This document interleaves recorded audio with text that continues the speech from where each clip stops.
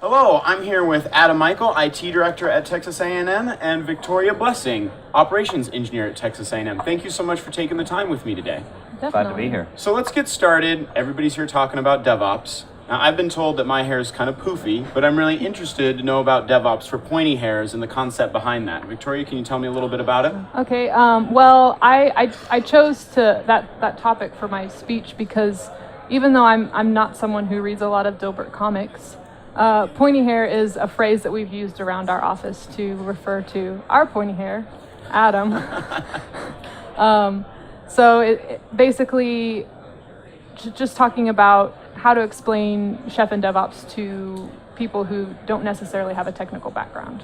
And how long have you been involved in the DevOps community? I guess it's going on 3 years since we started as an office with DevOps in 2013. And so I've gotten to be a part of that as we go through our journey. So Very cool. 3 years. So Adam, being the pointy hair Right. in DevOps for your particular organization, talk to us a little bit about how you were introduced to the concept and what you think it can be most helpful for, especially considering your academic institution. Right. Well, first of all, regarding me being the pointy hair, right? So I think you just have a great part. Well, that's the guy who gives me that name, right? I just tell him at least I've got hair because he doesn't. So that's our other engineer. Strong comeback. That's right. Well, so you know that the concept of the pointy hair boss traditionally is the supervisor who doesn't have the technical knowledge in order to make or evaluate and make good decisions, right? And then you've got these technical employees underneath him that are trying to say, this is what we need to do, and he doesn't really have the wherewithal to make those decisions that need to be made. I think that in our situation, that's probably not exactly what we're dealing with. I have a computer science background. I have a graduate degree in computer science. So I was initially introduced to the idea of DevOps, well, probably first at the O'Reilly OSCon, like back in 2010 or 2011. Okay. Before it was really called DevOps. Yep. But I started to see this trend that something was happening in ops that was similar to the agile change in dev, right? So DevOps is sort of to the operation side of things, like what agile did to development. And one of my employees, her predecessor, he came into my office one day and he put a book down on my table and he said, you need to read this. And it was Phoenix Project. I said, okay, well, this sounds good. So I read it. I think I read it in an afternoon. I started reading it, got really engaged. I went to Starbucks that night and finished it. And I came back the next day and said, everyone's going to have to read this. And he'd already been spreading the gospel around the office, right? So his peers were already hearing about this from him. So it didn't come from me as this top-down initiative.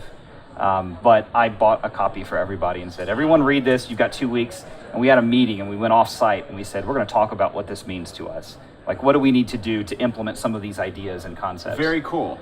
So you've been at the higher levels, at the director levels, introducing DevOps concepts. You're practicing it and living it every day. I'd love to hear from both of you, kind of coming from your unique perspectives. How can we help other groups, other divisions, and other levels of a given organization understand how DevOps can help them both on the collaboration side of things to actually get the work done, and how to deliver kind of end-of-the-line organizational or business level benefits for a given organization or company? Victoria, maybe start with you. Okay, well, what you're saying about collaboration, that's such a huge part of it, is making sure that you have the same goals and you're working towards that same end goal of delivering a service, rather than just working on your little piece and hoping that it fits together in the end. And so DevOps is really about making sure that you're headed in the same direction towards the same goal. And so, speaking of benefits and end results, what is DevOps, Automation, Chef kind of combined together? What has that helped you accomplish in the past couple of years that you might not have been able to accomplish previously?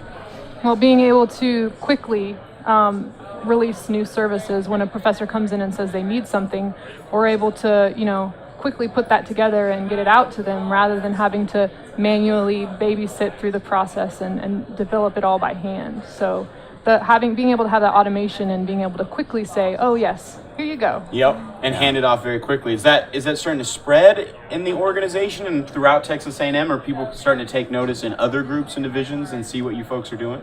It is. I think we're seeing other colleges starting to say, oh, this looks interesting. They're starting to adopt these ideas. DevOps is certainly catching on. Chef in particular is starting to catch on, and we've got now 3 or 4 groups here on campus that are jumping on board and wanting to use Chef to handle their automation tasks.